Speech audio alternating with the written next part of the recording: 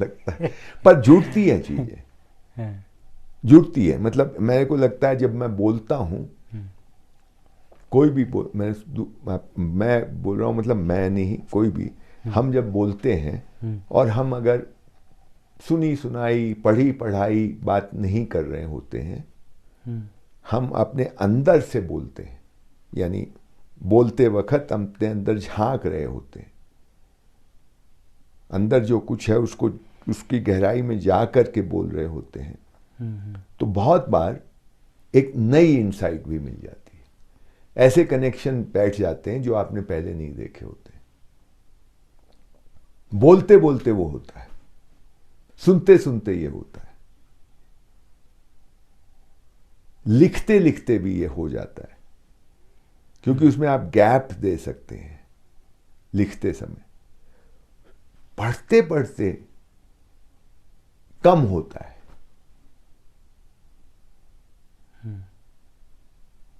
मैं ये नहीं कहूंगा कि नहीं होता है, पर कम होता है, और होता है तो बाद में होता है।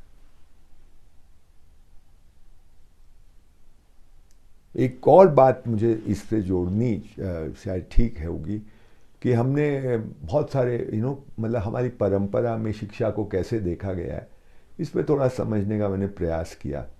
तो उसमें बौद्धों से, जैनियों से, हिंदुओं के अलग अलग संप्रदायों से, कृष्णमूर्ति, श्री अरबिंदो, रविंद्रनाथ, शांति निकेतन, रामकृष्ण मिशन, विवेकानंद, इन सब परंपराओं के लोगों से मैंने 2-3 कॉन्फ्रेंसेस की, उनको सुना। ध्रुपद के लोग भी आए थे, कथक के लोग भी आए थे, और आयुर्वेद के लोग भी आए थे। और एक बात जो मुझे लगी वो ये कि भारतीय परंपरा में शिक्षा में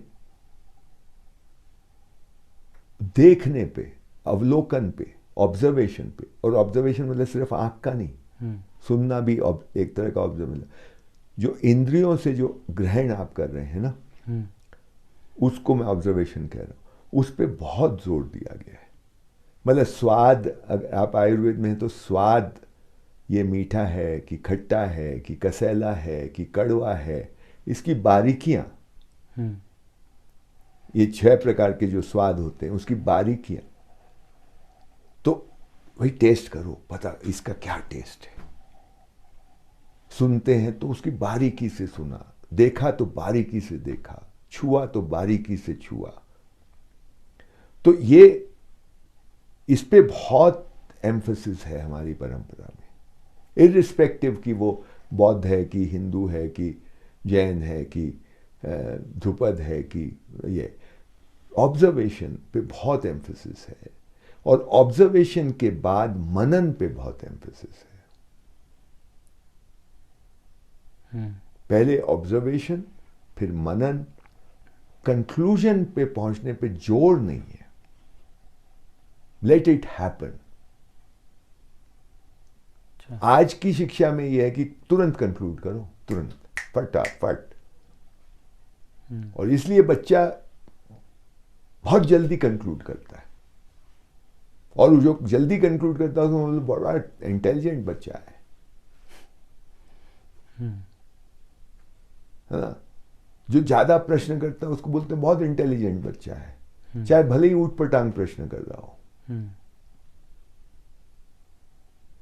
मतलब सुनना भी नहीं, उसके पहले प्रश्न कर दिया। भाई पहले सुनो, उस पर मनन करो, फिर पूछो। है ना। ये भारतीय परंपरा में मुझे ये बात लगा कि ये है। और कंक्लूजन, तर्क का इस्तेमाल करो, लेकिन ब्लेटेड कुछ और भी प्रक्रिया होती है। ये इंसाइटफुल चीज कुछ है कि कभी कभी वो अपने आप रिवील हो जाती है, अगर आप कॉन्टेम्पलेशन के साथ उसके साथ रहते हैं, मनन के साथ। कृष्णमूर्ति कहा करते थे, स्टे विद द क्वेश्चन।